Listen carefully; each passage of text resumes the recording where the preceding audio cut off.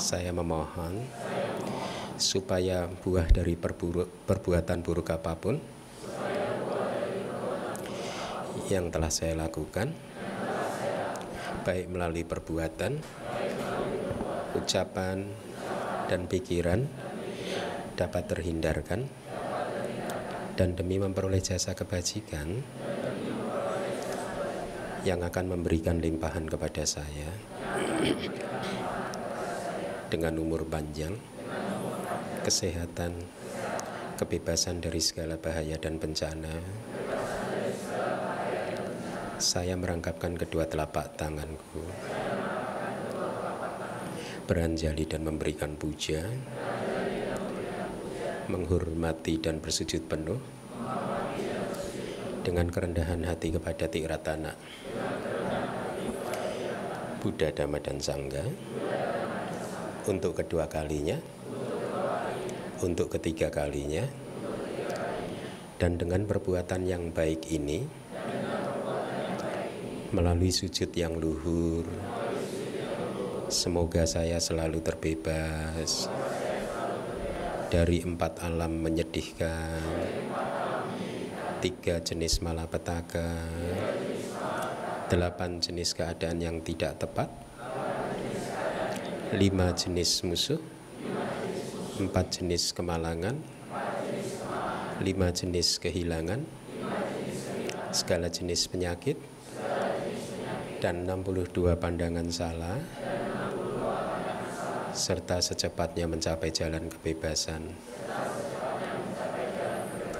magga, buah, pala, dan dhamma mulia, yaitu nibbana. Ahang bante tisaranena saha panca silam dhammang yacami anugahang katwa silang teta me bante dutiyampi ahang bante tisaranena saha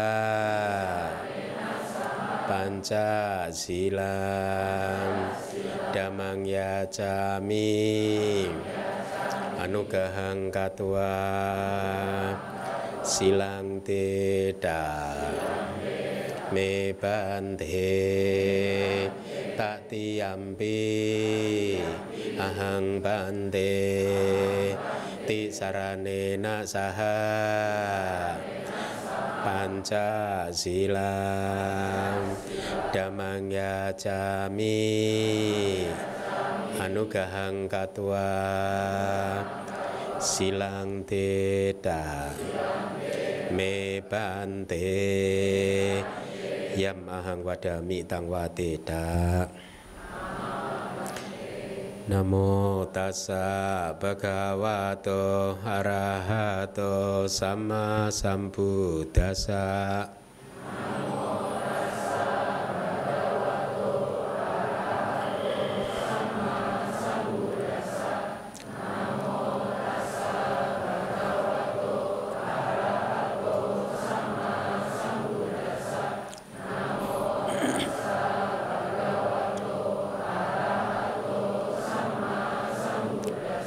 Buddhang saranang gacchami, dhammang saranang gacchami, sanghang saranang gacchami.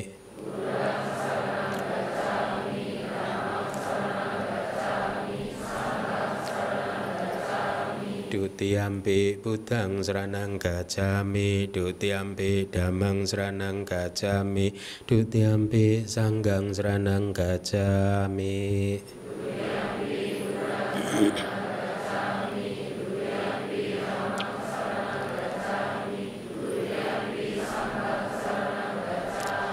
Tatiyampi buddhang saranang gacchami, tatiyampi dhammang saranang gacchami, tatiyampi sanghang saranang gacchami.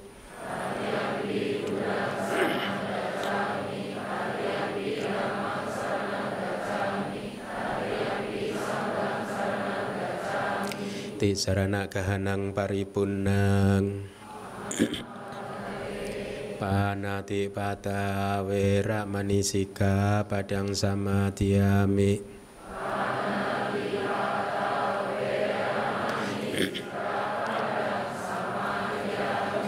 Adinadana Weramani Sikkhapadang Samadhiyami.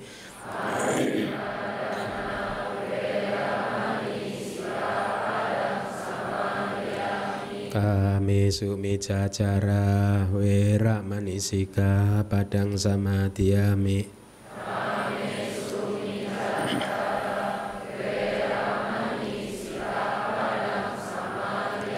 Musawada Weramani Sikkhapadang Samadhiyami.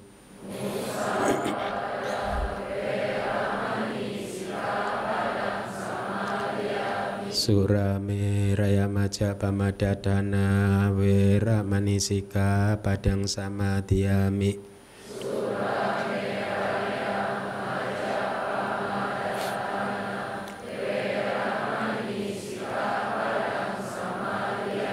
Idang me punyang asawakaya wahang hotu idang me silam nipanasa pacayo hotu ti sarana saha Pancasila damang sadukang katua pamadina sampateda.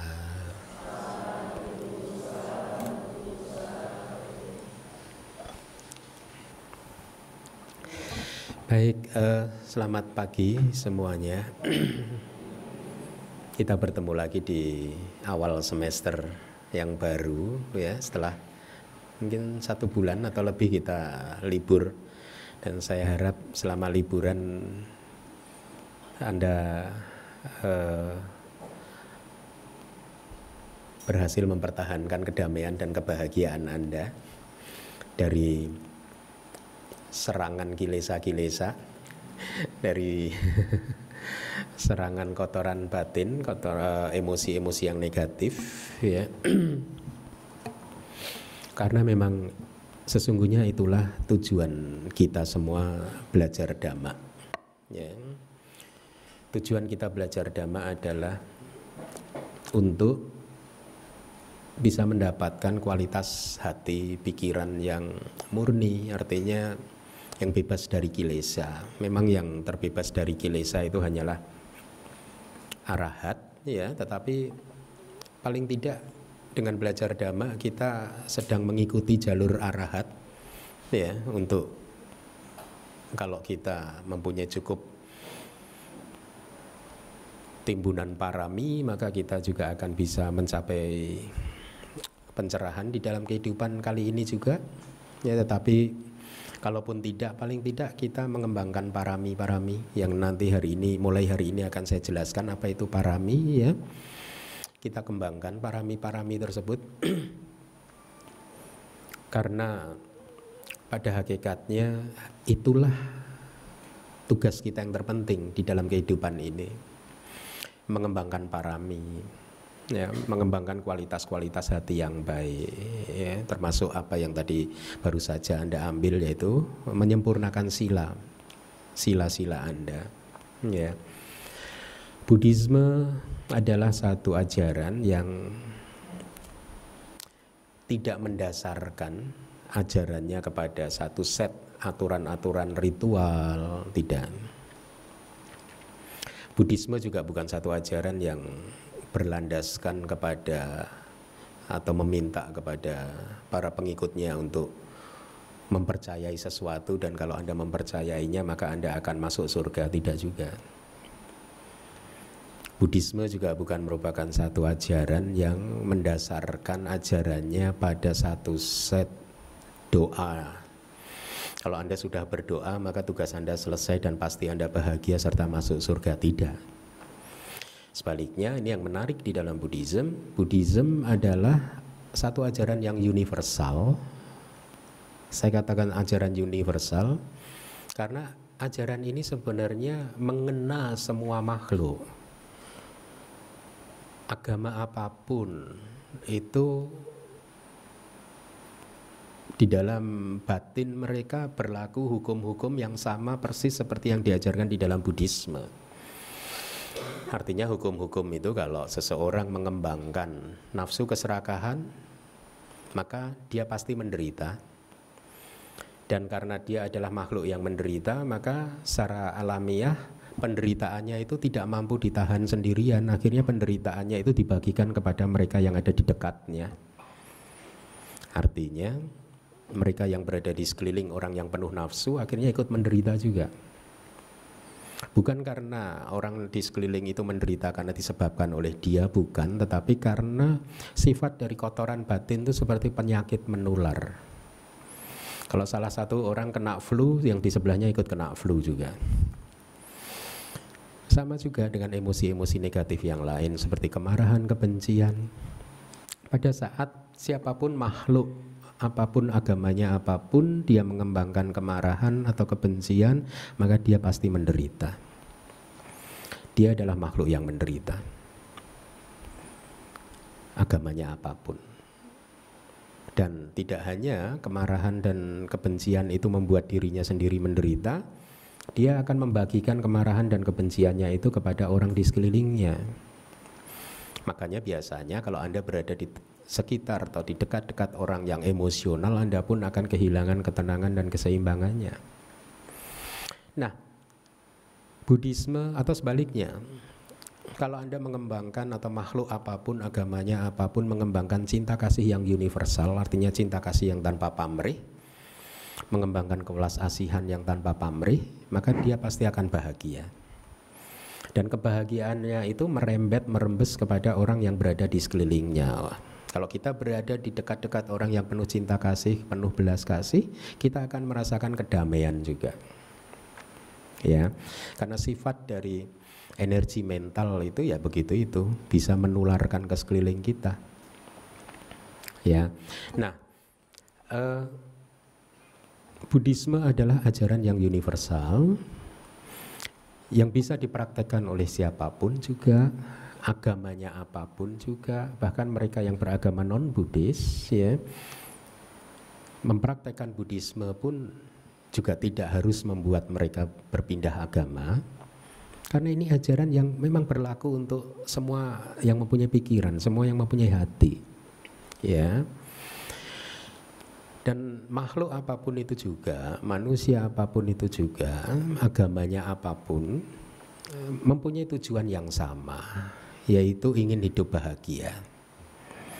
Kalau tadi di awal saya katakan bahwa Buddhisme adalah satu ajaran yang tidak mendasarkan ajarannya kepada satu set ritual-ritual tertentu atau doa-doa tertentu, ya, karena menurut Buddhisme ritual dan doa tidak membantu banyak, tidak banyak membantu. Ritual dan doa tidak akan pernah bisa mencerahkan Anda. Ya, kata-kata yang sangat tajam yang ini adalah yang sering saya sampaikan di kelas-kelas yang terdahulu, apabila kebahagiaan itu bisa didapatkan dengan cara berdoa, maka hari ini semua manusia sudah pasti akan bahagia, karena siapa yang tidak bisa berdoa? Dan saya yakin masing-masing dari Anda dulu atau bahkan mungkin sampai hari ini masih sering berdoa meminta-minta supaya saya bahagia, bisnis lancar dan lain sebagainya. Tapi Anda bisa mencoba untuk realistis, apakah doa-doa Anda selama ini cukup efektif atau tidak? Apakah doa-doa Anda selama ini cukup membantu atau tidak? Atau hanya doa-doa itu sebagai semacam painkiller saja? Tahu painkiller? Anda sakit kepala minum Panadol, sakit kepalanya hilang. Nah, itu doa itu, menghilangkan sakit sesaat. Tapi besok pusing lagi, minum Panadol lagi. Jadi menurut sudut pandang Buddhisme, berdoa bukanlah cara yang cerdas untuk menyelesaikan masalah di dalam kehidupan ini, untuk membuat kita menjadi bahagia.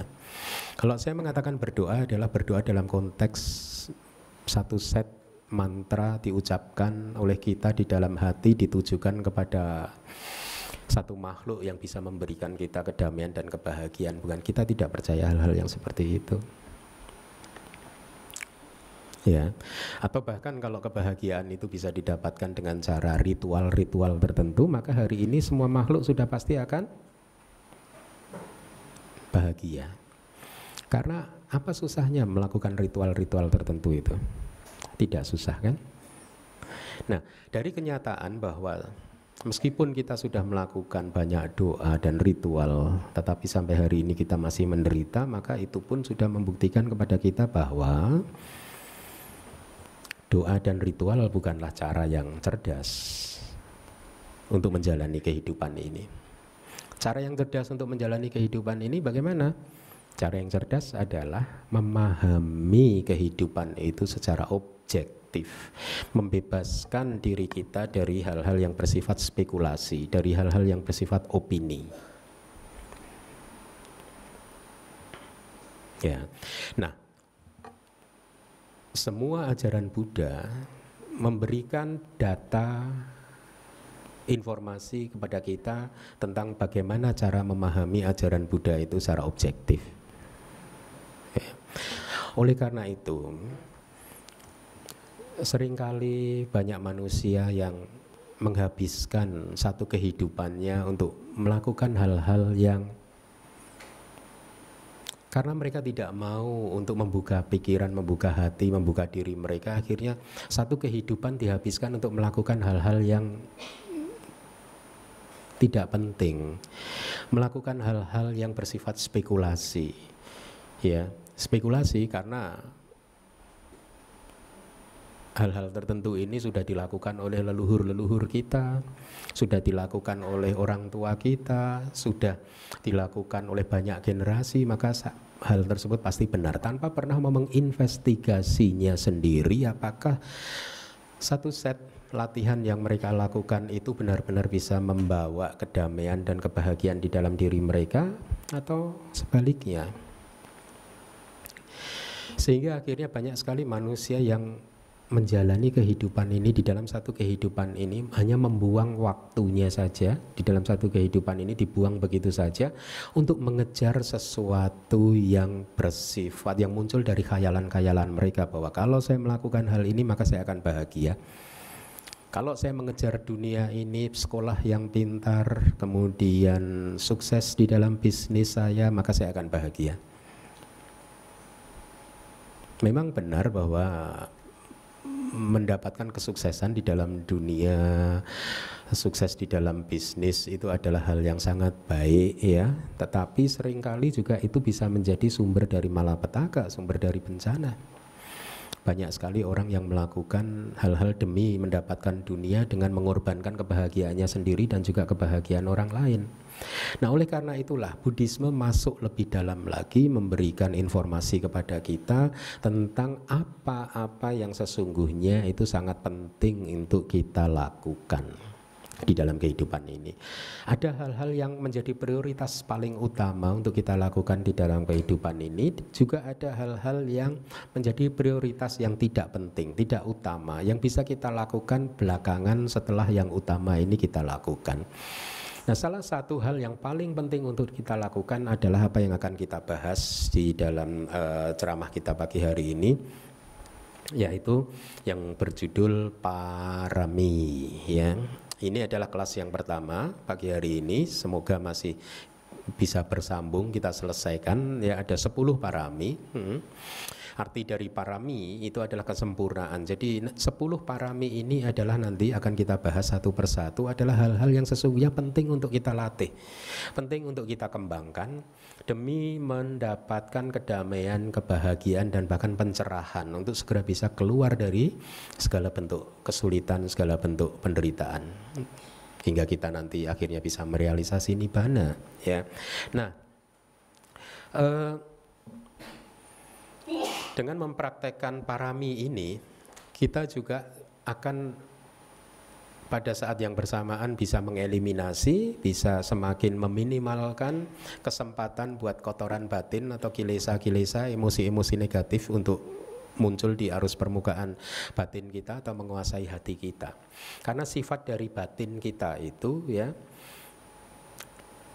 Di dalam satu momen, di dalam satu detik, hanya ada satu kualitas yang bisa muncul di dalam hati kita. Ya, kalau di dalam momen ini kita memunculkan di dalam arus batin kita itu memunculkan emosi-emosi yang negatif, maka pada detik itu juga sebenarnya kualitas batin yang positif hilang dari hati kita. Cinta kasih, kesabaran, belas kasih, kebijaksanaan hilang. Sebaliknya, kalau kita bisa mengembangkan kualitas-kualitas batin yang positif seperti metta, karuna, cinta kasih, belas kasih, kesabaran, kebijaksanaan, maka pada saat yang bersamaan emosi-emosi yang negatif tidak muncul, tidak menguasai hati kita. Nah, oleh karena itulah kita penting sekali untuk mengetahui apa sih yang perlu dikembangkan di dalam kehidupan ini, kualitas-kualitas hati yang seperti apa yang harus kita kembangkan di dalam kehidupan ini. Ya, nah kualitas hati yang perlu kita kembangkan di dalam kehidupan ini adalah apa yang Anda bisa baca di layar. Jadi ini adalah tugas yang terpenting untuk kita lakukan di dalam kehidupan ini. Ya, kalau di dalam kitab-kitab komentar diberikan perumpamaan yang sangat dramatis.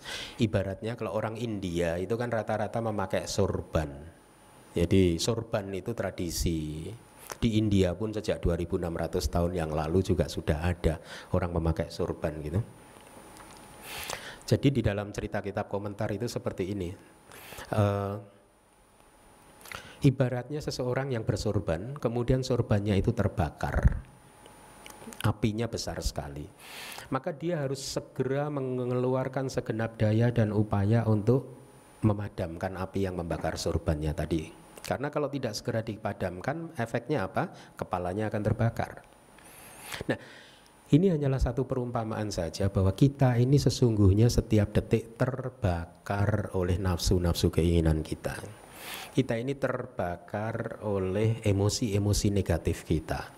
Oleh karena itu kita harus segera mengeluarkan segenap daya dan upaya untuk bisa memadamkan api-api emosi negatif tadi. Untuk bisa memadamkan api-api kotoran batin tadi. Ya. Nah, salah satu cara untuk memadamkannya adalah dengan mengembangkan kualitas hati yang berlawanan, yaitu kualitas hati yang disebut nanti kita pelajari satu persatu parami. Ya. Nah, sebelum kita mengupas parami, saya ingin menyampaikan bahwa ajaran parami memang di dalam Buddhisme itu muncul belakangan. Ya. Pada zaman Buddha tidak terlalu ditekankan ajaran-ajaran ini. Jadi ini formulasi ini muncul belakangan yang dilakukan oleh para murid Buddha untuk mencoba untuk mengumpulkan latihan-latihan apa sih yang perlu dilakukan untuk mencapai tingkat kesucian arahat. Kemudian para guru di masa lalu, murid Buddha kemudian mencoba untuk mengkilas balik. Sebelum menjadi Buddha Gautama, Pertapa Sumedha, Anda tahu Pertapa Sumedha ya? Di depan Buddha di Pangkara, dia mengucapkan tekad bahwa saya tidak ingin mencapai pencerahan saya sendiri, tetapi sebagaimana Buddha di Pangkara mencapai kebudaan sama Sang Buddha dan bisa membantu makhluk lain untuk bisa menuju ke pantai seberang, keluar dari penderitaan, keluar dari samsara, mencapai pencerahan, maka saya pun juga ingin seperti itu. Saya ingin bisa membantu mencerahkan makhluk lain. Dan sejak dia mengucapkan tekad seperti itu, kemudian dia merenungkan kualitas-kualitas hati yang seperti apa yang perlu saya kembangkan untuk mencapai atau menjadi seorang sama Sang Buddha. Nah, akhirnya Pertapa Sumedha menemukan satu set kualitas batin yang harus dikembangkan, yang kemudian belakangan disebut sebagai parami ini. Ya, oleh para murid Buddha, ya, satu set aturan yang kalau kita mengembangkannya maka kita akan bisa mencapai pencerahan. Disebut kesempurnaan karena parami ini juga merupakan sifat dari orang yang sempurna, orang yang baik, orang yang tertinggi. Jadi semua orang yang baik mempunyai sifat-sifat ini, dananya baik, silanya bagus dan seterusnya.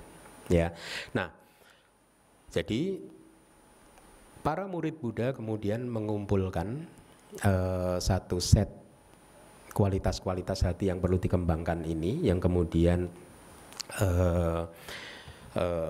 diajarkan turun temurun sampai hari ini kepada kita, ya, bahwa kalau Anda ingin mencapai tingkat pencerahan di kehidupan kali ini atau bahkan mungkin juga di kehidupan mendatang, maka ada hal penting yang harus Anda lakukan, yaitu melatih parami-parami Anda, menyempurnakan parami-parami Anda.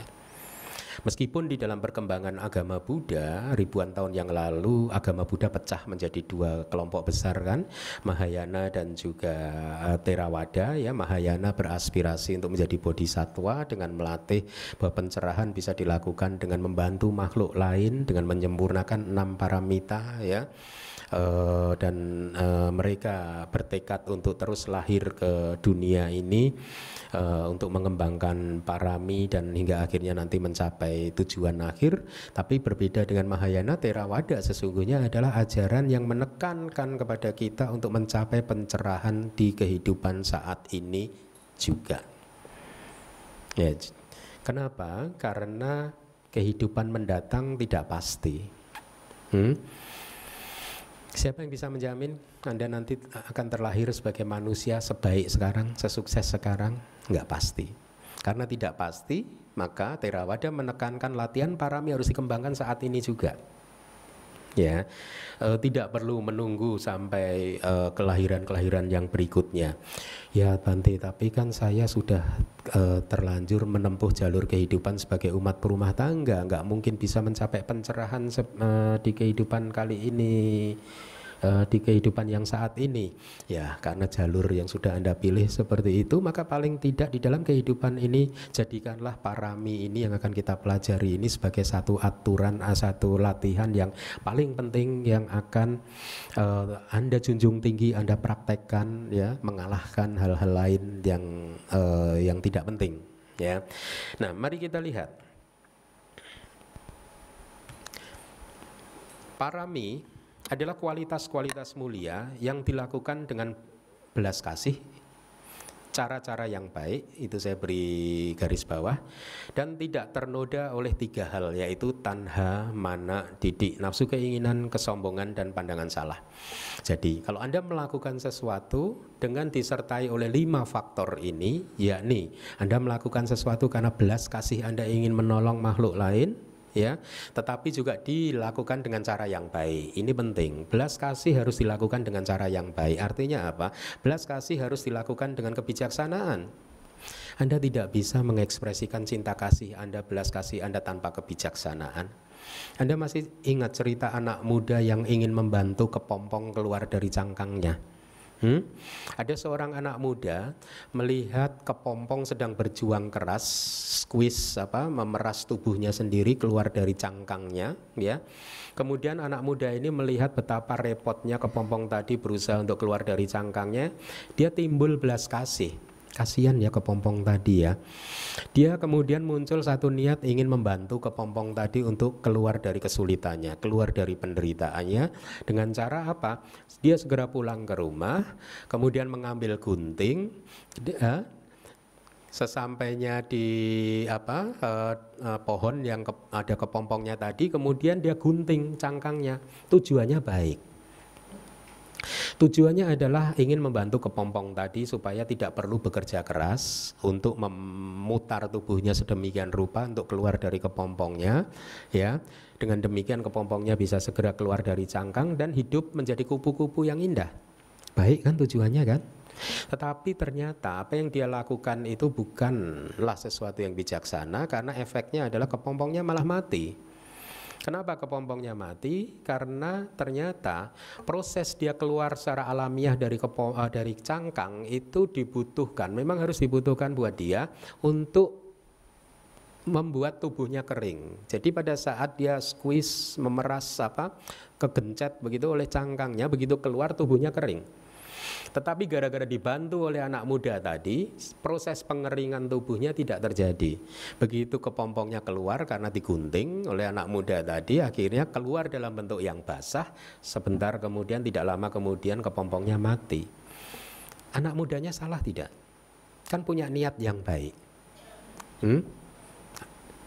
Anak mudanya punya niat yang baik, punya belas kasih, tetapi dia membantu tidak dengan menggunakan cara-cara yang baik.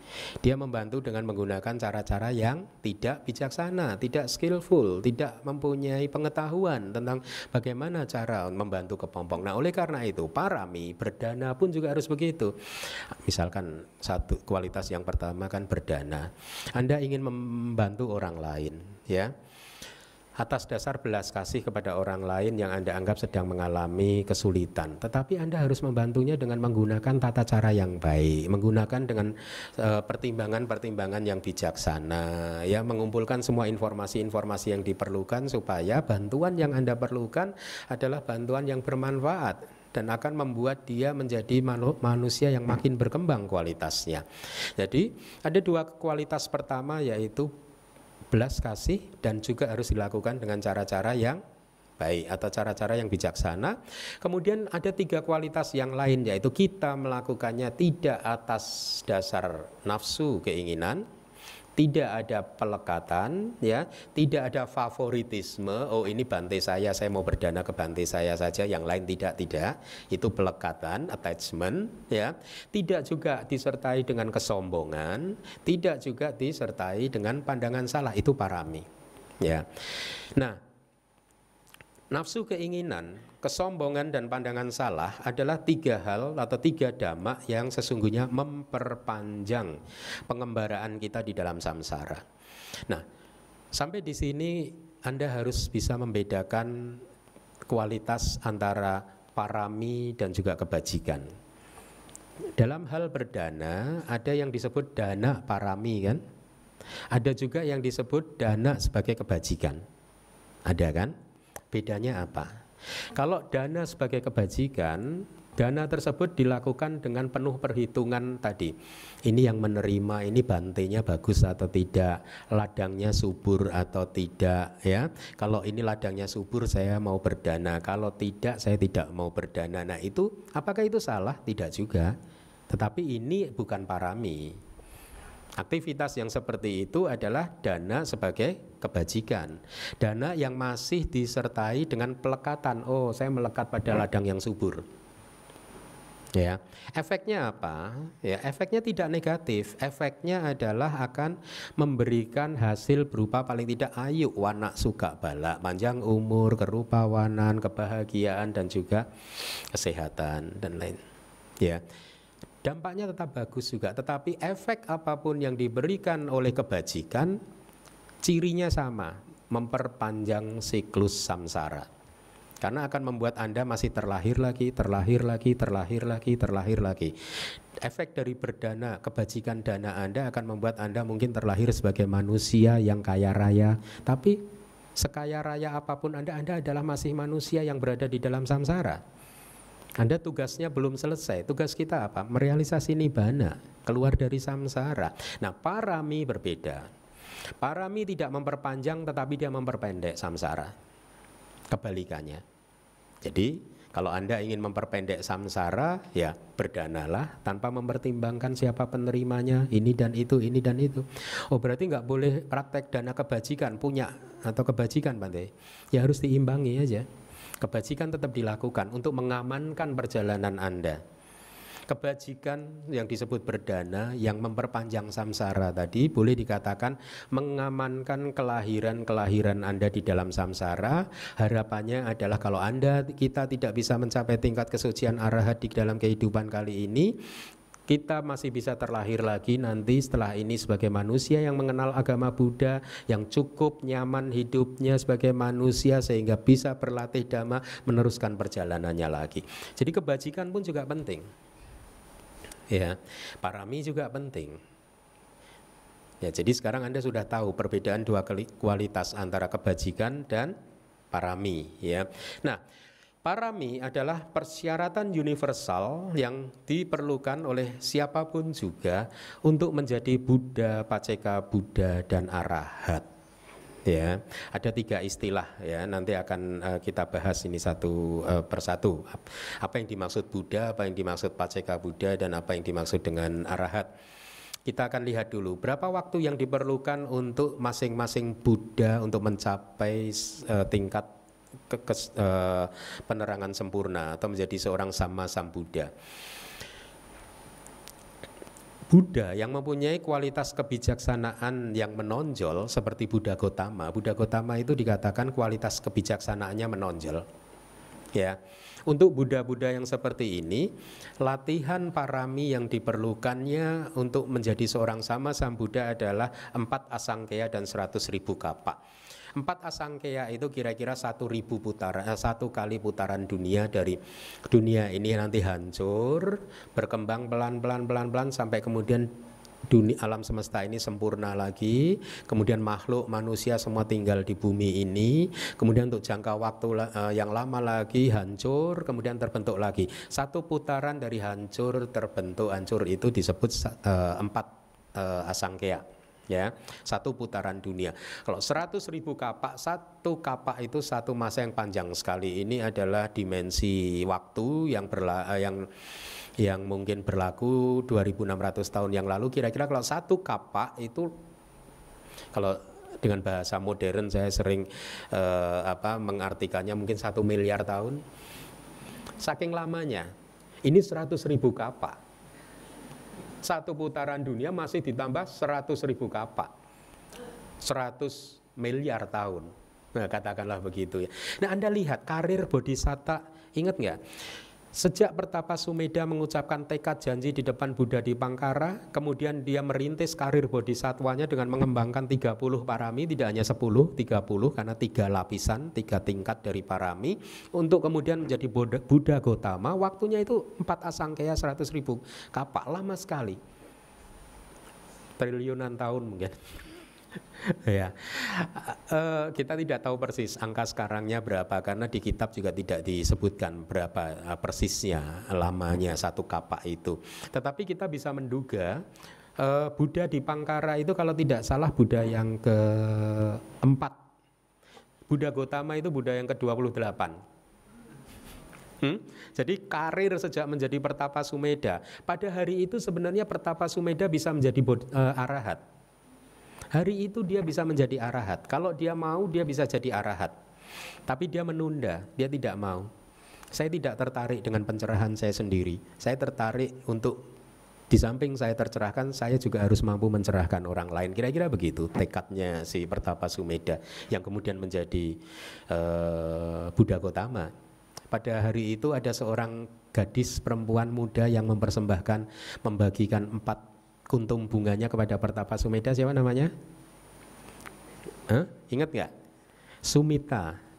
Ya, perempuan itu melihat Pertapa Sumedha membaringkan tubuhnya di depan Buddha di Pangkara, kan dia terharu kan, termotivasi kan, dia sebenarnya mau mempersembahkan 8 kuntum bunga kepada Buddha di Pangkara dan para muridnya. Tapi tidak jadi, melihat itu termotivasi, dia berbagi. Nah, ini contoh yang bagus Anda wahai perempuan. Kalau Anda melihat ada laki-laki yang menginspirasi Anda, berbagilah kepada mereka. Dan kemudian tirulah seperti yang Sumita lakukan ya. Pada saat itu dia mempersembahkan 4 kuntum bunganya dan dia bertekad, semoga dengan kekuatan, kira-kira begini, semoga dengan kekuatan jasa kebajikan saya ini, saya bisa terus-menerus mendampingi laki-laki ini untuk menggapai cita-citanya. Dan singkat cerita, di dalam banyak kehidupan memang Sumita akhirnya menjadi istrinya Bodhisatta ya. Sampai di kehidupan terakhir waktu Bodhisatta terlahir sebagai Pangeran Siddhartha, si Sumita terlahir jadi siapa? Ya saudara. Ya. Asik nggak? Dan saya suka dulu waktu masih sekolah itu membaca perjalanan Sumita sampai menjadi Sumita, menjadi Yasodhara. Itu ada satu momen yang sangat menggetarkan hati pada saat Pangeran Siddhartha meninggalkan kerajaannya. Kemudian kan Yasodhara juga berperilaku seperti Pertapa. Dia silanya juga sila-sila, mungkin uposatha sila, kayak hari ini ada yang mengambil uposatha sila. Jadi dia berlaku seperti Pertapa karena dia ingin mendukung dia, padahal dia mungkin lupa bahwa dia dulu adalah Sumita yang berjanji mau mendampingi laki-laki ini menggapai cita-citanya untuk menjadi insinyur, dokter. Bukan, cita-citanya untuk menjadi sama Sambuddha ya. Nah, Kemudian pada saat Pangeran Siddhartha bertapa 6 tahun meninggalkan Yasodhara, kemudian selama bertahun-tahun itu pula si Yasodhara berperilaku yang seperti itu, menjaga kesuciannya, ya. Dan satu hari setelah mencapai tingkat penerangan sempurna, Buddha Gotama kan pulang ke kerajaannya, ya. Di perjalanan pulang dia mengatakan kepada Ananda, nanti kalau kira-kira Yasodhara itu memegang saya, diamkan saja. Kan perempuan tidak boleh memegang bante kan, tetapi terhadap Buddha Gotama ini Buddha mengizinkan, biarkan saja dia menumpahkan segala isi hatinya gitu. Nah, singkat cerita, begitu pulang sampai ke kerajaan, ya saudaranya menumpahkan isi hatinya, ya, kesedihannya, ya, dan lain sebagainya. Ada satu kata-kata yang sangat menyentuh hati yang diucapkan oleh Buddha Gotama. Kira-kira seperti ini. Ya saudara, apakah kamu lupa pada saat kamu terlahir sebagai Sumita, kamu telah bersumpah bahwa di semua kehidupan kamu akan mendampingi saya untuk mencapai cita-cita saya sebagai seorang sama Sambuddha. Diingatkan oleh Buddha Gotama, kamu lupa gitu. Kenapa harus bersedih, kira-kira seperti itu. Jadi suami, kalau istri Anda bersedih, dihibur istri, apakah kamu lupa pada saat mengucapkan janji dulu kamu sudah berjanji akan setia seia sekata dengan saya. Nah, dapat senjata kan Anda kan sekarang kan ada. Kalau contoh untuk istri nggak ada. Untuk suami aja enak kan suami. Ya, begitu kira-kira ya. Ada Buddha lain yaitu yang mempunyai kualitas keyakinannya menonjol, berbeda dengan Buddha Gotama. Dia memerlukan waktu yang lebih lama lagi, 6 Sangkhya dan 100.000 Kappa. Buddha yang berikutnya itu mempunyai kualitas energi. Nah, untuk bisa menjadi sama Sambuddha dia membutuhkan proses lebih panjang lagi, berbeda dengan Buddha Gotama. Nah, tadi saya sudah sampaikan ada 3 jenis makhluk yang tercerahkan. Yang pertama adalah seorang sama Sambuddha, yaitu makhluk yang mencapai pencerahan, penerangan sempurnanya tanpa bantuan guru.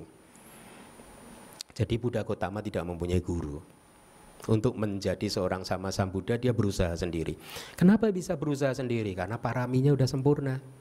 Latihan-latihan di masa lalunya sudah sempurna, kebijaksanaannya sudah sempurna, ya. Dan itu juga terjadi di antara kita juga. Ada dari antara kita ini yang mungkin paraminya sudah 80%. Ada yang paraminya baru 8%.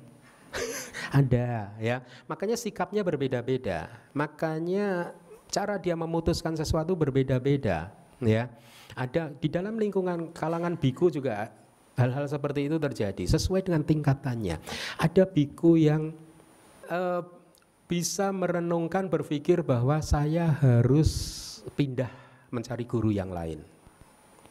Ada yang seumur hidup tidak bisa melepaskan diri dari satu guru meskipun dia tahu dia tidak cocok, tapi karena sadanya kepada guru tinggi tadi dia butuh 8 asangkaya tadi lebih panjang, akhirnya dia tidak berani keluar dari sana gitu. Bahwa ada banyak manusia dengan cara berpikir yang berbeda-beda, cara melihat masalah berbeda-beda, cara memutuskan masalah itu berbeda-beda terhadap masalah yang sama. Hal ini sangat dipengaruhi oleh tingkat latihan-latihan yang sudah mereka lakukan tidak hanya di kehidupan kali ini tetapi juga di kehidupan sebelumnya. Ya.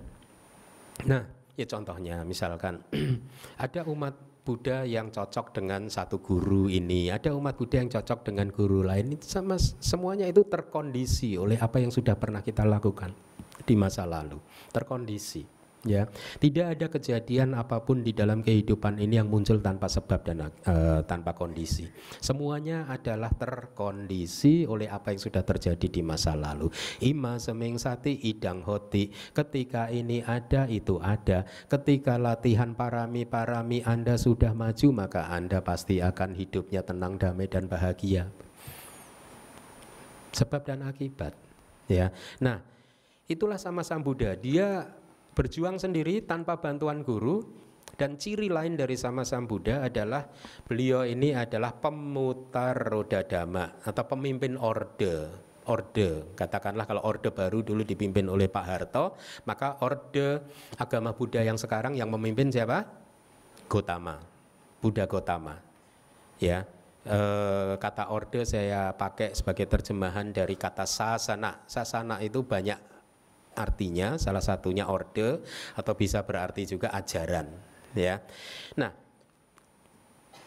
jenis makhluk tercerahkan yang kedua adalah Paceka Buddha. Paceka Buddha hanya muncul pada saat tidak ada ajaran Buddha. Selama masih ada ajaran Buddha, maka seseorang yang mencapai pencerahan itu adalah disebut sebagai nanti yang ketiga arahat, murid Buddha. Nah, Paceka Buddha dia adalah makhluk tercerahkan, tetapi tercerahkan pada saat tidak ada ajaran Buddha. Ya, dia disebut sebagai Buddha yang diam. Kenapa? Karena hidupnya mengasingkan diri, ya, dan tidak mempunyai kemampuan untuk mengajarkan dhamma. Paceka Buddha tidak bisa mengajar dhamma. Nanti akan saya jelaskan kenapa demikian gitu. Nah, Paceka Buddha juga mencapai pencerahan tanpa bantuan guru sama. Ya, salah satu yang terkenal adalah Dewadatta. Pada suatu hari nanti, mungkin 1 juta 1 miliar tahun ke depan, dia akan keluar dari neraka Awici dan terlahir sebagai manusia dan menjadi seorang Paceka Buddha. Ya, itu Dewadatta. Ya. Jenis yang ketiga adalah arahat. Ya, mereka ini merealisasi nibbana dengan bantuan seorang guru atau seorang Sama Sambuddha, dan arahat mampu mengajarkan kepada orang lain. Kenapa Paceka Buddha malah tidak mampu mengajarkan orang lain? Mari kita lihat, saya kemarin sudah coba cari dari kitab komentar ya. Jadi ada informasi-informasi seperti ini. Paceka Buddha itu bisa berasal dari keluarga yang biasa, mungkin kasta yang terendah pun bisa, kasta Sudra kalau di India, ya, atau bisa berasal dari kasta Brahmana dan juga bisa juga berasal dari kasta Satria. Tetapi seorang Sama Sambuddha dia hanya bisa terlahir sebagai manusia. Kalau tidak lahir di kasta Satria, kesatria kayak seperti Buddha Gotama, Pangeran Siddhartha kan lahir di kasta Satria kan, sebagai anak raja kan. Atau dia bisa juga, Buddha ini bisa juga terlahir di kasta Brahmana. Nah, sementara itu murid terbaik dari Buddha, Agga Sawaka, arahat, yang menjadi murid terbaik, yang mempunyai kemampuan-kemampuan yang menonjol, hanya muncul atau terlahir dari kasta Brahmana dan Satria, seperti Buddha ya. Murid arahat yang mempunyai kekuatan menonjol hanya terlahir di kasta-kasta yang baik seperti itu, seperti Buddha, dikarenakan tenaga kama dari masa lalunya. Jadi karma, apa yang kita lakukan dari masa lalu bisa menentukan kualitas kehidupan kita saat ini. Sama juga apa yang kita lakukan saat ini bisa menentukan kualitas kehidupan kita besok. Kira-kira seperti ini. Dari semua murid Buddha para arahat kan ada beberapa yang mempunyai kualitas menonjol kan. Nah ini mereka karena di masa lalunya juga termasuk misalkan yang Arya Sariputta atau Moggallana, karena parami-parami mereka sudah cukup bagus juga gitu. Ya. Nah, Paceka Buddha tidak bisa membimbing makhluk lain karena beliau ini hanya menembus cita rasa pencerahan gitu. Kalau bahasa Palinya atta rasa, hanya menembus cita rasa dari pencerahan, tetapi Paceka Buddha tidak menembus cita rasa dari dhamma rasa. Ya, karena dia hanya tiba-tiba berjuang bermeditasi kemudian mengalami pencerahan, tapi dia tidak memahami dhamma itu seperti apa, sehingga dia tidak bisa mengelaborasi apa yang dia alami kepada orang lain, sehingga dia tidak bisa membimbing orang lain untuk menempuh jalur atau latihan yang sama dengan dia. Kenapa? Karena dia tidak menembus cita rasa dari dhamma, maka dia tidak bisa menceritakan pengalaman nibbananya seperti apa, dia tidak bisa menceritakan. Ya, dia tidak bisa menceritakan pengalamannya dengan menggunakan kata-kata seperti ini. Jadi di kitab komentar diberi istilah mugena dita supinowiya, seperti seseorang yang bisu, seperti seorang bisu bermimpi. Seperti mimpi yang dialami oleh orang yang bisu.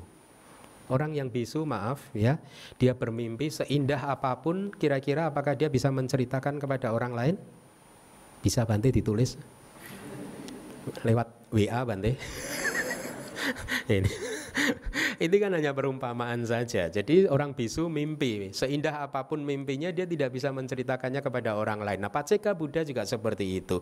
Meskipun dia merealisasi nibbana, tetapi dia tidak bisa menceritakan kepada orang lain. Atau diberi contoh lagi di kitab komentar, seperti orang desa merasakan makanan lezat orang kota, kaget, tidak tahu ini apa sih, kira-kira begitu ya. Nah, itulah mengapa Paceka Buddha tidak bisa mengajar Dhamma kepada orang lain ya. Jadi Paceka Buddha tidak mampu memahami cita rasa 4 kebenaran mulia yang telah dia rasakan. Nah, mari kita lanjutkan lagi. 10 parami itu adalah bagus sekali kalau Anda hafalkan. 10 parami itu adalah dana parami. Mari kita sebut satu-satu. Dana parami, sila parami, nekama parami, panya parami, wirya parami, kanti parami, saca parami, aditana parami, metta parami, upekha parami. 10 ini nanti akan kita pelajari satu persatu ya. Di dalam Mahayana mereka mengenal 6 parami, sesungguhnya tidak begitu berbeda karena ada beberapa parami yang digabungkan menjadi satu ya. Nah, saya akan sampaikan sekarang kenapa disebut sebagai parami, alasannya apa. Ini dari kitab komentar. Seorang bodhisattva adalah makhluk yang unggul, bahasa palinya parami, paling unggul, paling baik ya, karena beraspirasi sesuatu yang aspirasinya sangat mulia. Karena disebut makhluk yang terunggul, kenapa? Karena bodhisattva ini mempunyai kualitas-kualitas yang terpuji seperti dana, sila, dan tadi yang sudah Anda baca 10 tadi ya. Jadi karena bodhisattva ini disebut makhluk yang terunggul, parma. Kenapa disebut terunggul? Karena dia kualitas dana, sila, dan lain sebagainya itu bagus sekali. Oleh karena itu kualitas dana, sila, dan seterusnya itu disebut parama. Tapi bukan parama, tapi dirubah parami. Seseorang yang mempraktekkan kualitas-kualitas yang unggul gitu. Atau alasan lain, dengan mempraktekkan 10 kualitas yang tadi sudah Anda baca sehingga menjadi sifat Anda, maka kalau dalam hal ini bodhisattva, sehingga menjadi sifat bodhisattva, maka dia disebut sebagai makhluk yang melebihi makhluk yang lain. Bodhisattva itu melebihi makhluk yang lain. Kalau Anda ingat, kalau kita dana parami, kita kan hanya berdana materi saja kan? Bodhisattva istrinya didanakan loh.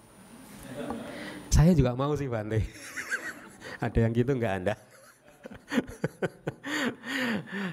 Anggota tubuhnya juga didanakan. Makanya dia disebut melebihi yang lain. Kalau kita tidak perlu 30 parami ya, 3 level begitu. Kita cukup 10 parami. Tapi bodhisattva itu 3 level. Tidak hanya materi, nyawa didanakan, anggota tubuh didanakan, anak istri didanakan. Ya kalau yang terakhir mau juga sih, Bante. Gitu ya para suami ya. Baik.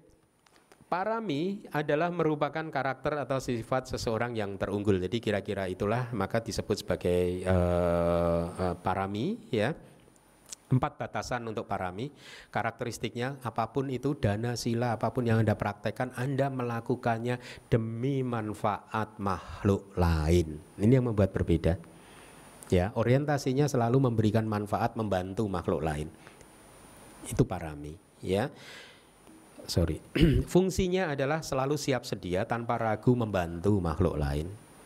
Itu ciri atau fungsi dari parami. Perwujudannya adalah pengharapan kesejahteraan makhluk lain. Hanya mengharapkan makhluk lain untuk sejahtera, damai, bahagia ya. Sebab terdekatnya maha karuna, belas kasih yang sangat besar, atau belas kasih dan cara-cara yang baik seperti tadi. Contoh yang menggunakan cara tidak baik itu pemuda yang membantu mengeluarkan kepompong tadi ya. Nah, jadi ini 4 batasan untuk parami. Kita lihat parami yang pertama, dana parami ya. Dana membantu berkembangnya sila. Anda sudah sering mendengarkan latihan bertahap di dalam Buddhisme apa? Dana, sila, bawana. Dana adalah fondasi untuk sila Anda, sila adalah fondasi untuk meditasi Anda. Ya, tetapi di dalam parami, mari kita lihat, dana ini membantu berkembangnya sila. Tetapi nanti Anda akan juga melihat bahwa dana juga membutuhkan sila. Kalau Anda ingin berlatih dana yang sempurna, maka sila Anda harus sempurna juga. Dana yang dibantu oleh sila yang sempurna akan memberikan manfaat yang sangat besar sekali. Ya. Dana adalah kenapa ditempatkan sebagai latihan yang pertama di satu set 10 parami, karena dana adalah latihan yang paling mudah untuk dipraktekkan. Nah loh, masa sih Bante kirain paling sulit? Hah? Saya pikir paling sulit. Anda masih ingat cerita anak muda yang berdana itu sulit sekali? Saya akan ulangi aja untuk. Jadi ini ada anak muda yang terkenal kikir, pelit, ya. Untuk mau berdana saja, dia mikirnya itu 10 kali, 20 kali, 30 kali gitu. Jadi setiap kali dia habis mendengarkan dhamma, nanti ada dana parami kan, dia akan memilihnya, dompetnya lama sekali gitu. Mana gitu, itu kebiasaan dia, jadi sifat dia. Dia akan lama sekali bertimbang. Yang merah, biru, apalagi sih? Atau logam aja, logam. Logam nih bagus nih, logam nih. Saya udah lupa warna uang apa sih. Merah, biru apa lagi sih yang 1000 apa warnanya? Hijau ya? Oke. Hijau. Nah, anak muda ini pada suatu hari terkenal kikir.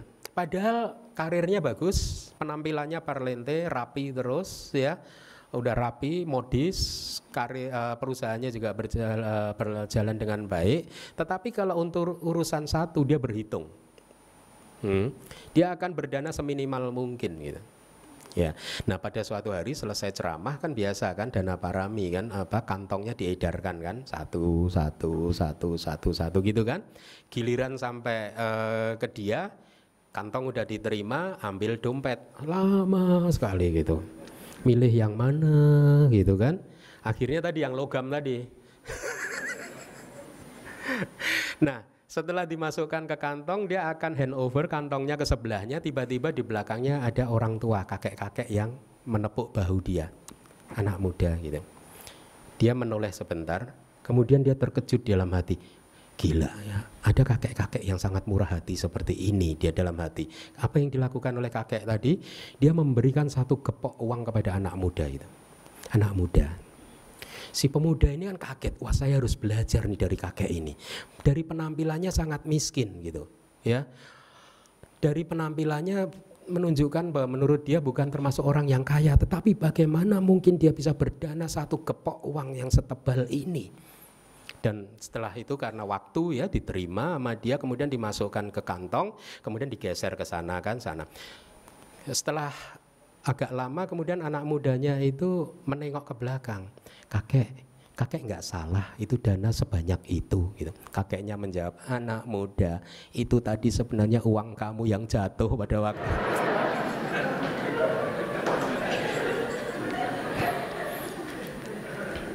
Pingsan dia.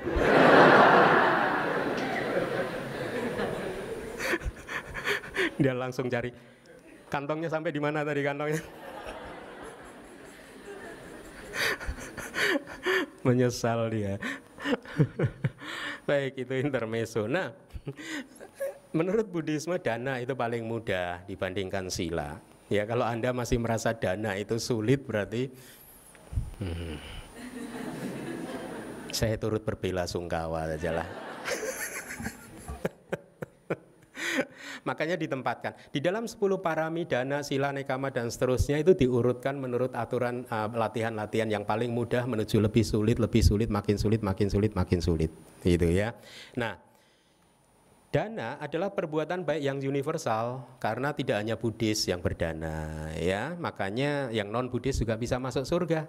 Yang non Buddhis juga bisa kaya raya karena mereka juga berlatih dana, ya. Dipraktekkan oleh semua makhluk, bahkan binatang juga praktek dana kok. Jadi nggak istimewa dengan berdana. Ternyata.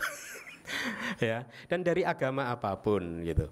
Buah dari berdana paling kecil dibandingkan dengan buah dari parami yang berikutnya, ya. Kemudian ini rumus untuk 10 parami. Dana yang disertai dengan sila akan memberikan buah besar dan bermanfaat. Itulah mengapa sila ditempatkan setelah dana.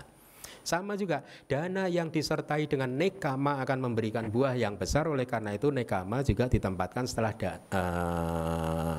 sila. Ya. Kemudian nekama yang disertai oleh panya akan memberikan buah yang besar. Oleh karena itu panya ditempatkan setelah nekama. Kira-kira seperti itu. Jadi artinya Anda berlatih dana tetapi juga harus diperkuat oleh sila. Kenapa harus diperkuat oleh sila? Ada saja umat-umat Buddha yang merasa sudah cukup berdana. Saya sudah berdana di sini, sudah berdana di sini, tetapi silanya tidak dilatih. Silanya tidak diamalkan. Ya? Nggak apa-apa lah, toh nanti kan dari berdana bisa lahir lagi jadi manusia yang kaya.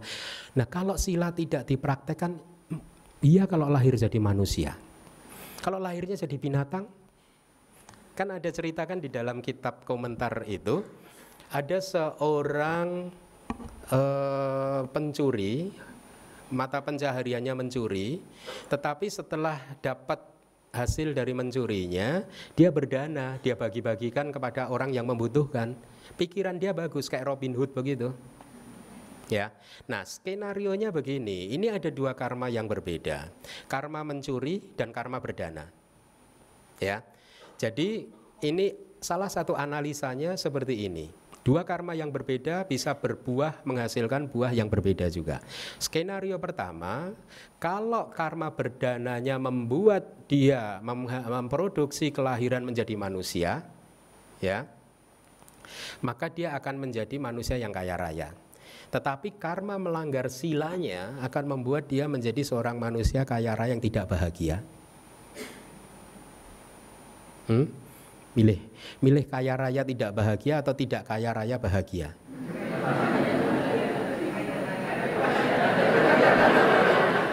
Anda udah pinter sekarang ya. Udah nggak mau terjebak pada pilihan saya ya.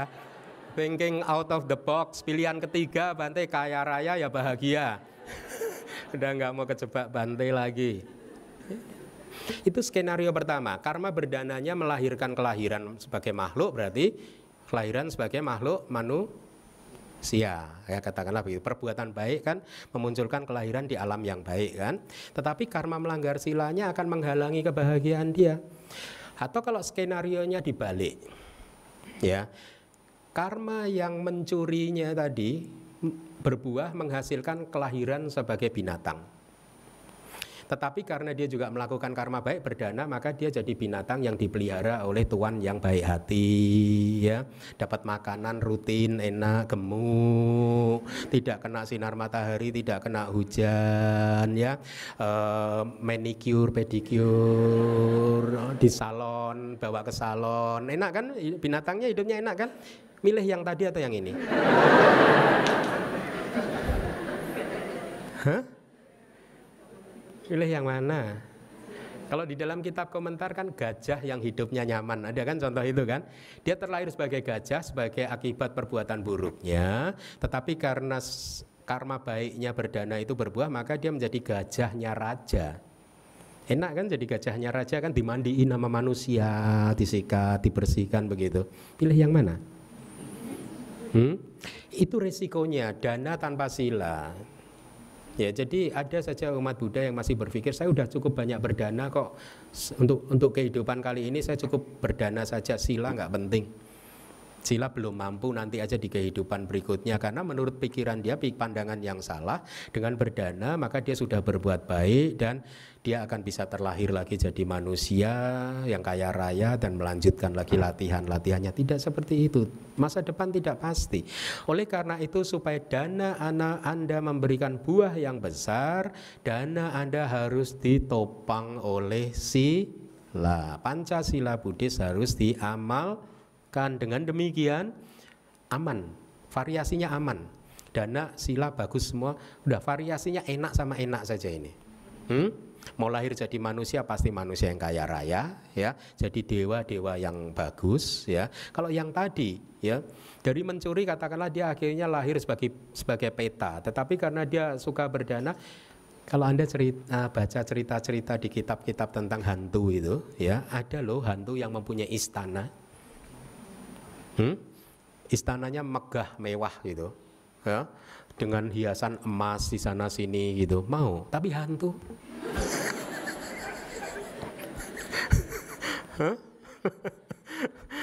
Tapi hidupnya nyaman hantunya. Enggak kan, ya. Senyaman-nyamannya hantu tetap saja itu apa ya? Devoid of happiness. Sulit untuk mengalami kebahagiaan di alam-alam tersebut. Oleh karena itu, dana harus diperkuat dengan sila-sila kita. Jadi tidak cukup hanya berdana. Oleh karena itu, sangat bagus sekali DBS memberikan satu kesempatan kepada Anda semua setiap hari Minggu pagi Anda mengambil sila. Pada saat mengambil sila, cobalah pahami makna kalimat yang Anda ucapkan. Nah, ya, buku itu boleh dibawa pulang kok. Karena sebentar lagi akan dicetak yang baru. Niatnya udah nggak baik aja.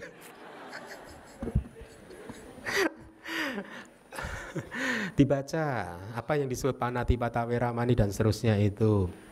Jadi Anda membaca sesuatu dan Anda menghayatinya, Anda menghidupinya gitu. Termasuk kalimat terakhir yang saya bimbing Anda itu, idang me punyang asawa kaya wahang hotu. Semoga kebajikan ini, kebajikan saya ini, ya, asawa kaya wahang hotu, bisa mengalir ke arah kehancuran noda batin. Artinya apa? Kebajikan yang Anda lakukan, sila yang Anda lakukan, semoga bisa terus mengalir menuju ke momen di mana Anda nanti menjadi arahat. Dengan kata lain, kebajikan Anda, sila Anda menjadi pendukung Anda untuk merealisasi nibbana. Kebajikan Anda, sila Anda hanya bersifat mendukung realisasi nibbana. Kebajikan dan sila tidak bisa membuat Anda menjadi penyebab untuk merealisasi nibbana. Dia hanya faktor pendukung saja, yang mengkondisikan saja. Yang menjadi penyebab Anda merealisasi nibbana apa? Meditasi. Inilah latihan Buddhis kenapa harus dana, sila, dan bawana. Ya, kalau Anda hanya dana sila saja maka Anda masih mengamankan samsara, ya. Tapi kalau Anda ingin keluar dari samsara maka parami Anda nanti harus 10-10-nya, tidak hanya dana dan sila tapi ada yang nekama dan seterusnya, ya. Nah, bagi pemuda yang seperti tadi, yang berdana uang logam tadi, perenungan ini saya tujukan kepada Anda. Ini ada di kitab sebenarnya. Jadi ada perenungan-perenungan yang kadang cukup efektif untuk membuat kita akhirnya menjadi seorang yang murah hati, ya.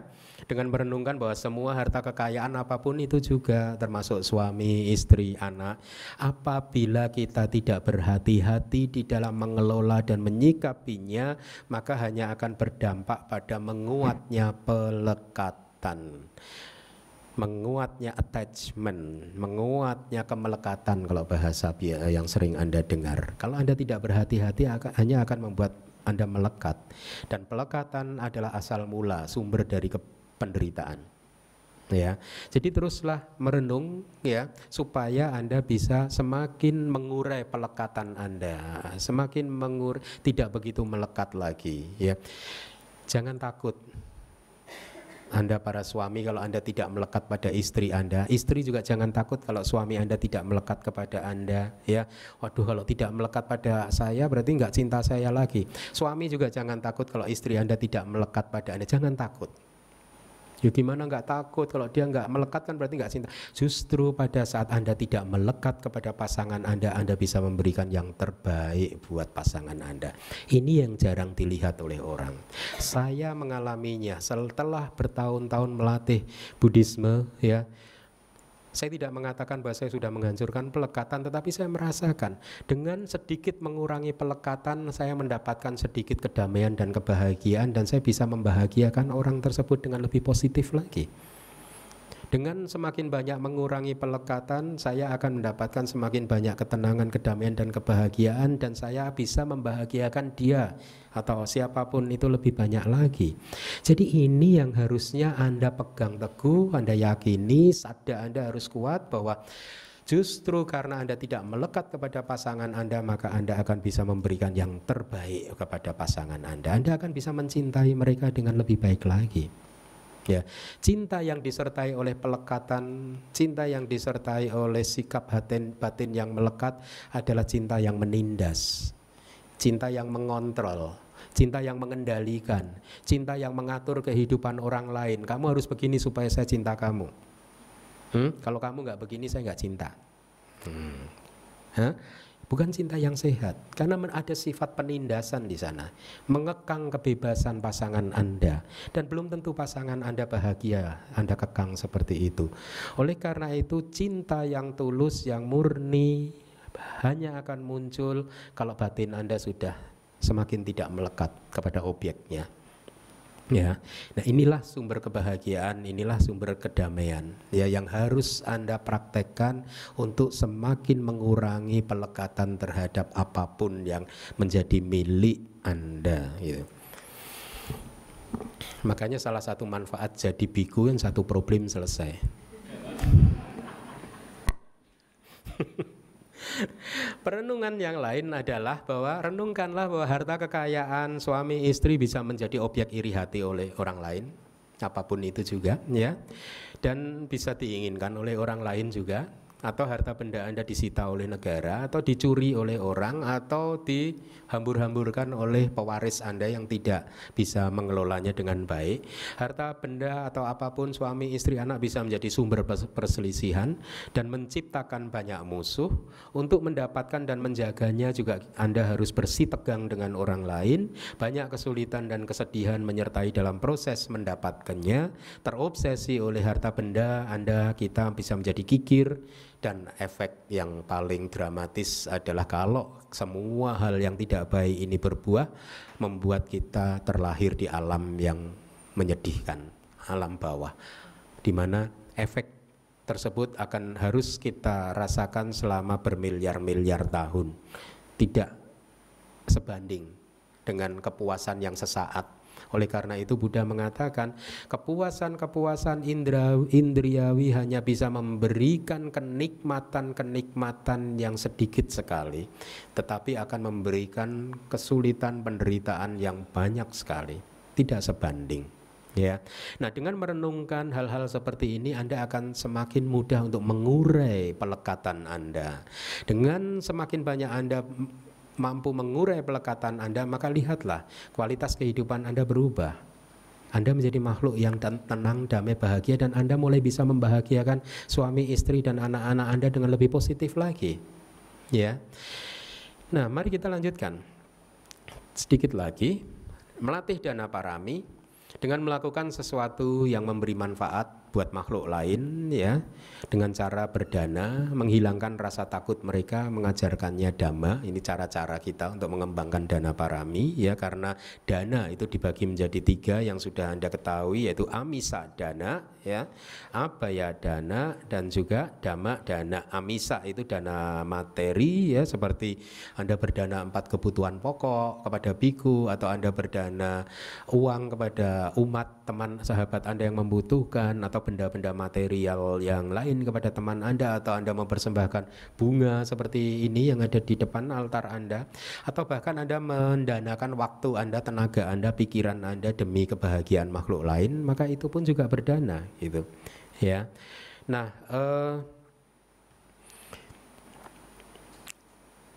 objek untuk berdana ada 2. Ini yang dilakukan oleh bodhisatta ya, yang eksternal adalah yang bisa kita lakukan juga, berdana makanan, minuman, pakaian, kendaraan, untaian bunga, wewangian, salep, tempat tidur, tempat tinggal, dan lampu atau pelita ya. Kemudian dana internal, nah ini yang sulit, dana tangan, kaki, mata. Di Indonesia kan sudah ada ya, kalau seseorang mau mendanakan organ tubuhnya, ada kan? Siapa yang di sini mendanakan organ tubuhnya nanti setelah ini? Gak ada ya? Takut ya? Aduh, nanti kalau saya danakan mata saya, nanti saya besok lahirnya nggak punya mata dong, Bante. Jangan khawatir, dapat mata yang baru kok. Ya. Nah, jadi demikianlah yang bisa kita pelajari dari parami yang pertama. Semoga bermanfaat. Terima kasih.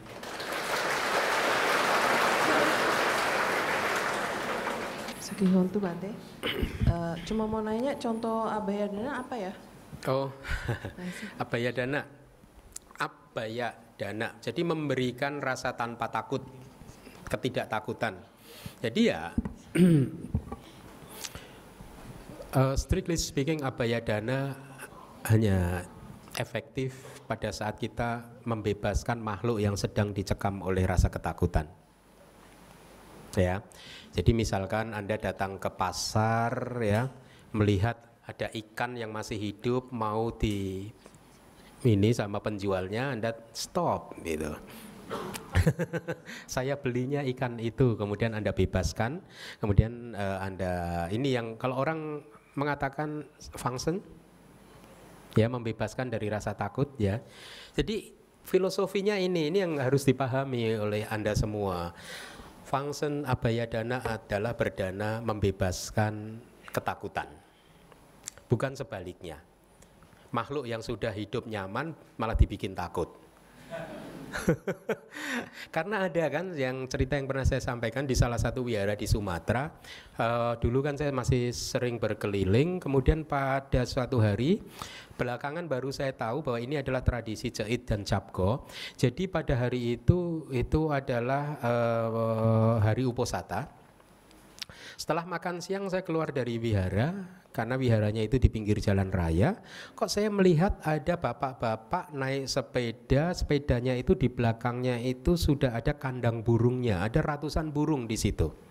Ya, saya tanya untuk apa ini? Ternyata umat Buddha di kota tersebut mempunyai kebiasaan setiap Ceit Capgo dia membebaskan burung tadi, beli burung kemudian dilepas. Nah, saya sempat istilahnya memperhatikan aktivitas tersebut selama 1 jam mungkin, dan saya mendapatkan satu fakta bahwa burung-burung tadi ternyata sudah berada di sangkar itu selama berhari-hari, tidak diberi makan yang cukup, tidak diberi minum yang cukup sehingga tubuhnya kurus kering. Pada saat ada umat Buddha beli, kemudian dilepas, dia tidak bisa terbang karena kurang makanan, kurang minum, dan terhimpit di kandang yang sempit. Akhirnya stres burungnya. Setelah dilepas dia tidak bisa terbang, akhirnya dia hanya berjalan terseok gitu, kesakitan, kasihan kan? Ya. Kemudian saya menyelidikinya lagi, ternyata begini, si bapak tadi pintar, karena ini ada peluang bisnis ini. Setiap Ceit Capgo umat Buddha mau function. Akhirnya apa yang dilakukan? Beberapa hari sebelum Ceit Capgo dia hunting burung di sawah. Ditangkapin nama dia. Nah, jadi Anda lihat burung yang tadinya sudah hidup merdeka, enak, ya, gara-gara Anda mau function, akhirnya ditangkapin nama dia. Terus Anda bebaskan lagi gitu. Bayangkan, kasihan burungnya enggak? Nah, itu bukan abaya dana, itu adalah baya dana. Berdana memberikan ketakutan. A-nya hilang. Jadi function yang benar itu adalah, ya, Anda tahu ini ada binatang yang terancam, kemudian Anda bebaskan. Itu abaya dana, ya. Kira-kira seperti itu. Membebaskan satu makhluk dari ketakutan yang mau disembelih, misalkan ayam mau disembelih, kemudian Anda beli, ya, jangan disembelih, boleh saya beli enggak gitu. Gitu. Ya. Tapi ya jangan menceramahi penjual itunya, karena dia akan, what are you talking about? Jangan, tahu nggak membunuh nggak? Jangan, beda keyakinannya kan. Abaya dana yang lain itu misalkan apa?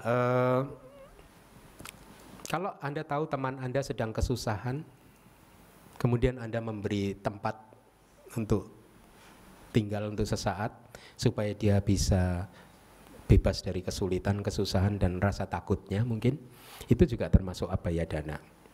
Atau misalkan ada seseorang yang sedang sakit, kemudian Anda membantu entah biaya pengobatannya supaya sakitnya itu sembuh, itu pun juga termasuk di dalam abaya dana. Jadi ada banyak prinsipnya, filosofinya, membebaskan makhluk dari ketakutan, kesulitan. Gitu. Ya, oke. Selamat pagi Bante. Saya mau tanya, yang tadi yang ada Buddha yang memerlukan masa yang lebih panjang untuk menjadi Buddha, ada yang 32 sama 16. Kalau Buddha Gautama kan 4 asangkaya ya. Itu kenapa ya? Ada yang lebih panjang, terus bedanya apa gitu? Oh. Gitu Bante. Bedanya apa? Sama-sama Sambudanya, tingkat kebijaksanaannya berbeda ya. Ada yang menempuh jalur panjang seperti itu ya. Tapi pada saat dia menjadi sama Sambuddha ya dia sama Sambuddha. Tapi kemampuan untuk membabarkan dhamma tidak akan selengkap Buddha Gautama. Kemampuan untuk ininya. Makanya di masa lalu ada Buddha yang tidak mengajarkan winaya juga ada. Makanya usia masa ajarannya pendek sekali. Yang paling lengkap ini Buddha Gautama. Winaya juga diajarkan, makanya sasana bisa bertahan agak lama gitu. Gitu, karena tingkat kebijaksanaan Buddha Gautama dikatakan cukup bagus.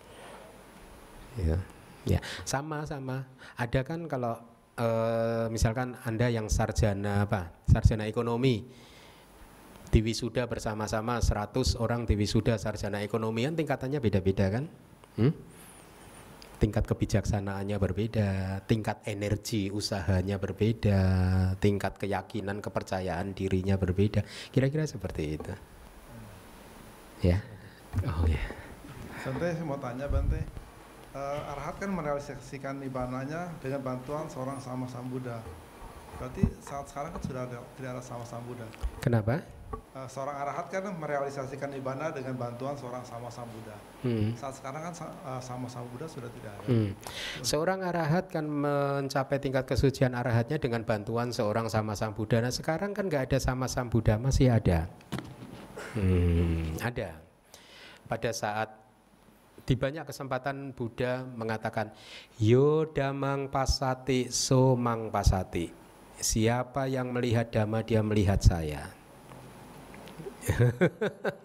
Ada banyak kayak itu. Pada saat Buddha hendak parinibbana, kemudian yang Arya Ananda bertanya, siapa pewaris tahta suksesi kepemimpinan setelah Buddha Gautama nanti? Buddha berkata,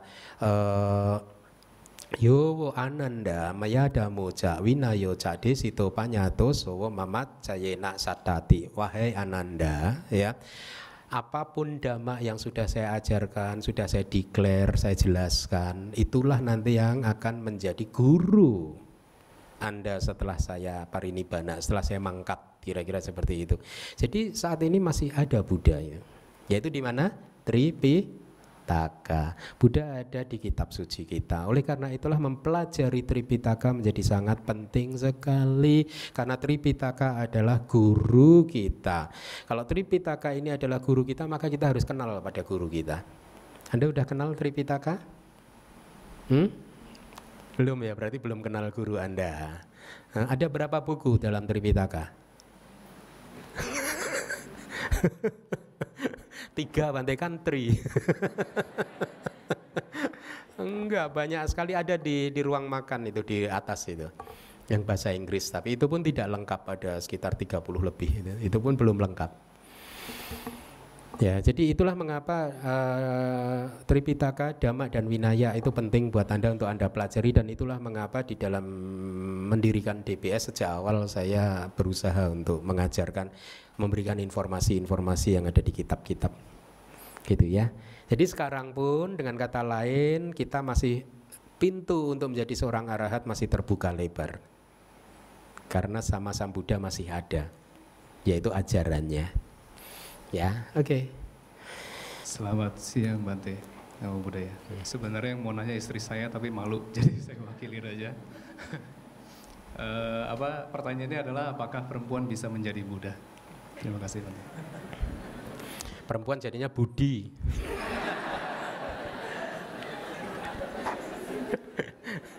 Buddha untuk laki-laki.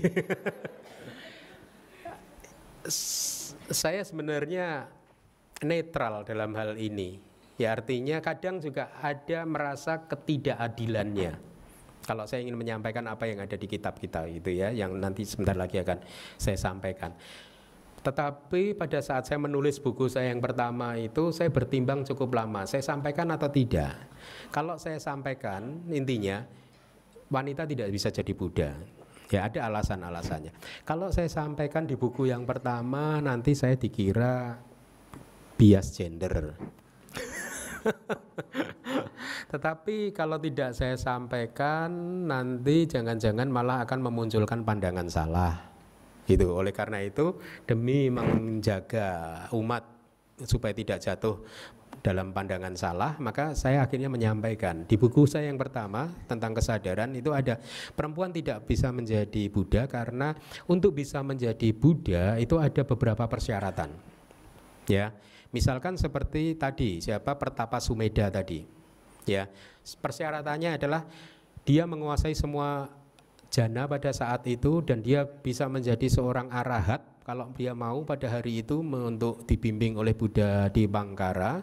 Kemudian Lingga Sampati, dia mencapai kesuksesan jenis kelamin, sudah laki-laki. Ada kesuksesan jenis kelamin. Kenapa? Disebutkan katanya ya ini di dalam kitab, seorang manusia besar itu fisiknya mempunyai tanda yang khusus. Ada 32 tanda Mahapurisa kan, manusia yang besar kan? Ya, termasuk misalkan apa telapak kakinya itu datar, atau kalau yang Anda sering mendengar itu telinganya panjang. Di tradisi Anda Chinese juga begitu ya, kalau orang telinganya panjang katanya hoki ya, hokinya gede ya. Hah? Hah? Apanya? Panjang umur ya? Oh. Kalau tangannya panjang?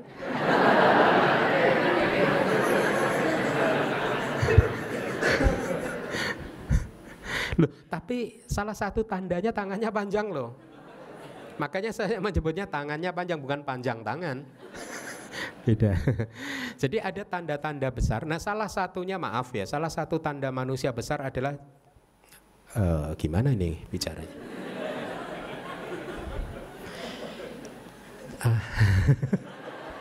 Susah nih ngomongnya ini apa ini?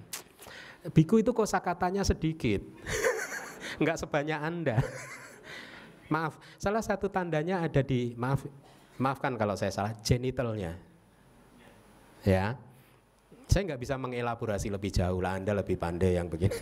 Nah, jadi perempuan tidak memenuhi syarat ini sehingga perempuan tidak bisa memiliki kelengkapan ini. Itulah mengapa tidak bisa menjadi Mahapurisa dan itulah mengapa tidak bisa menjadi sama Sang Buddha. Nah, lalu bagaimana supaya bisa menjadi sama Sang Buddha? Beraspirasi dulu. Aspirasi, saya ingin terlahir menjadi laki-laki untuk menjadi Buddha.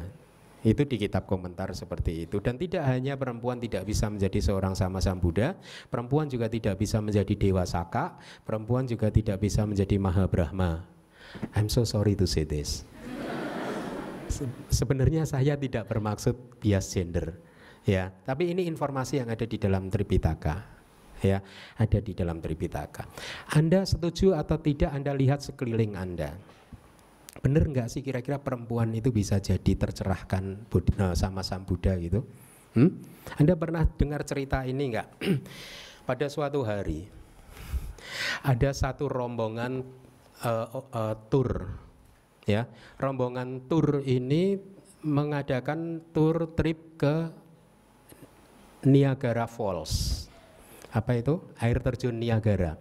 Kebetulan di dalam rombongan ini, ya, itu isinya perempuan semua. Kebetulan, ya. Nah, guide-nya itu sudah menjelaskan waktu mau menuju ke Niagara Falls-nya di dalam bis sudah dijelaskan. Kita akan mengunjungi air terjun yang paling apa sih itu? Paling tinggi, paling apa ya gitulah ya, yang ini pokoknya hebat begini begitu ya. Kemudian sampailah di Niagara, dia udah membawa toa gitu. Lihatlah bahwa Niagara ini suara gemuruhnya itu sangat kuat sekali gitu ya, bergemuruh. Oleh karena itu pakailah earplug gitu, kira-kira seperti itu. Pada saat si guide-nya udah berkata-kata beberapa kalimat, tiba-tiba dia mengucapkan kalimat, mohon dengarkan sebentar, jangan berbicara sendiri, ini supaya suara saya kedengaran gitu. Anda tahu nggak? Ternyata suara perempuan-perempuan itu mengalahkan suara Niagara loh.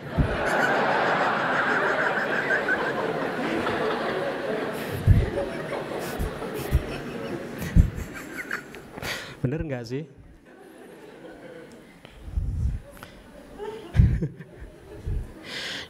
Dua perempuan bercakap-cakap sama 10 laki bercakap-cakap, rame yang mana? Tuh kan, Anda nggak membantah kan, malah senyum kan, berarti kan bener. Enggak, maaf, saya bukan bias gender, saya pendukung perempuan. Saya pendukung perempuan, itulah mengapa saya mendukung Bhikkhuni Theravada. Saya pendukung perempuan. Ya, sebagai Bhikkhu Theravada kan tradisi Theravada sudah menutup kesempatan buat perempuan untuk menjadi Bhikkhuni Theravada. Saya mendukung. Ada kan artikel saya yang saya tulis, tetapi saya mendukung bukan karena saya emosional. Bukan. Menurut logika saya, perempuan masih bisa jadi bhikkhuni. Ada artikel saya mungkin di website, ada tentang judulnya Habis Gelap Terbitlah Terang. Itu artikel itu saya tulis khusus atas permintaan bhikkhuni tertentu yang pada waktu itu mau menahbiskan bhikkhuni. Ya, dan dia berterima kasih atas dukungan saya karena saya bersikap objektif. Anda boleh baca tulisan saya, judulnya Habis Gelap Terbitlah Terang, ada di website Dhamma-Vihari. Saya memberikan referensinya bahwa sesungguhnya mengatakan bahwa perempuan sudah tidak bisa jadi bhikkhuni itu khayalan, saya kata. Itu delusi, khayalan. Gitu. Saya kupas semua data-datanya. Jadi menurut logika pemahaman Dhamma dan Vinaya saya yang pernah saya pelajari, perempuan saat ini masih bisa jadi Bhikkhuni Theravada. Jadi kembali lagi, saya tidak merendahkan perempuan, tetapi saya hanya mencoba menyampaikan apa yang ada di kitab, bahwa kitab suci kita, kitab komentar mengatakan bahwa perempuan tidak bisa jadi sama Sambuddha, tidak bisa menjadi Dewa Saka, tidak bisa menjadi Maha Brahma. Meskipun Brahma dikatakan penampilannya tidak mempunyai gender, Brahma itu tidak mempunyai jenis kelamin, tetapi tetap saja dikatakan Maha Brahma, perempuan tidak bisa menjadi Maha Brahma. Kenapa? Karena meskipun tidak mempunyai gender, tapi penampilan Maha Brahma itu tetap saja laki-laki, katanya begitu. Ya, nah, benar atau tidaknya saya sudah memberi contoh Niagara Falls tadi. Saya tidak tahu benar atau tidaknya, tapi kalau saya meyakini ini ya sudah. Jadi tapi saya tidak sedang bermaksud untuk membuat Anda sedih, wahai perempuan. Jangan sedih, ya, karena Anda masih bisa jadi arahat. Cukup, ya. Saya pun tidak beraspirasi menjadi sama Sambuddha. Tidak. Buat apa sih? Pilihannya sulit. Satu di antara, kalau sekarang manusia itu 7 miliar. Satu di antara 7 miliar. Kita harus berkompetisi. Belum yang ada di Dewa, Brahma, alam bawah semua gitu. Ada banyak yang pengen jadi sama Sambuddha. Enggak lah. Saya jadi arahat aja lah. Lebih ringan. Damainya sama kok. Jadi begitu ya, Bapak. Istri, maksudnya istri Anda, ya, jangan bersedih, Anda masih bisa jadi bhikkhuni dan arahat. Pagi Bante, mau tanya mengenai kualitas parami yang di slide yang pertama tadi. Apa? Kualitas parami yang itu kan salah satunya itu terbebas dari pandangan salah. Oh. Nah, apakah itu dimaksudkan bahwa yang melakukan parami itu hanya makhluk-makhluk yang sudah masuk arus kesucian? Karena kalau misalnya yang belum masuk kesucian itu kan ada yang di 10 kebajikan itu salah satunya kan meluruskan pandangan salah, Bante. Jadi apakah setelah yang meluruskan pandangan salah baru bisa menuju ke parami gitu, Bante? Mohon penjelasan. Terima kasih. Ya. Kalimatnya adalah tidak ternoda dengan pandangan salah. Bukan sudah terbebas dari pandangan salah, beda. Kalau sudah terbebas dari pandangan salah berarti sotapan Arya. Ya, ini pada saat melakukan itu di arus batin kita tidak ternoda oleh pandangan salah. Artinya apa? Pandangan salah itu adalah pandangan yang meyakini tidak ada hukum karma. Ya. Pandangan salah itu adalah pandangan yang tidak mengakui hukum karma. Itu bukan berarti huruf hukum karmanya, tetapi tidak mengakui bahwa perbuatan baik akan menghasilkan kebaikan, perbuatan buruk akan menghasilkan efek yang negatif. Ya, kalau seseorang yang tidak percaya itu berarti itu adalah pandangan salah. Ya, pada saat dia berdana katakanlah, ya, dia tidak pada saat itu tidak ternoda oleh pandangan salah. Artinya pada saat itu dia tahu bahwa ini adalah perbuatan baik, meskipun dia tidak memikirkan hasilnya. Bahwa menolong orang lain, apapun itu, siapapun itu agamanya, apapun itu adalah perbuatan baik. Nah itu pada saat itu artinya batinnya tidak ternoda dengan pandangan salah. Jadi kalimatnya begitu, tidak ternoda dengan pandangan salah, bukan sudah terbebas. Kalau biasanya dalam Pali itu kalimatnya satu kalimat mengandung arti yang sendiri-sendiri gitu. Ya, begitu. Ya, oke, cukup ya.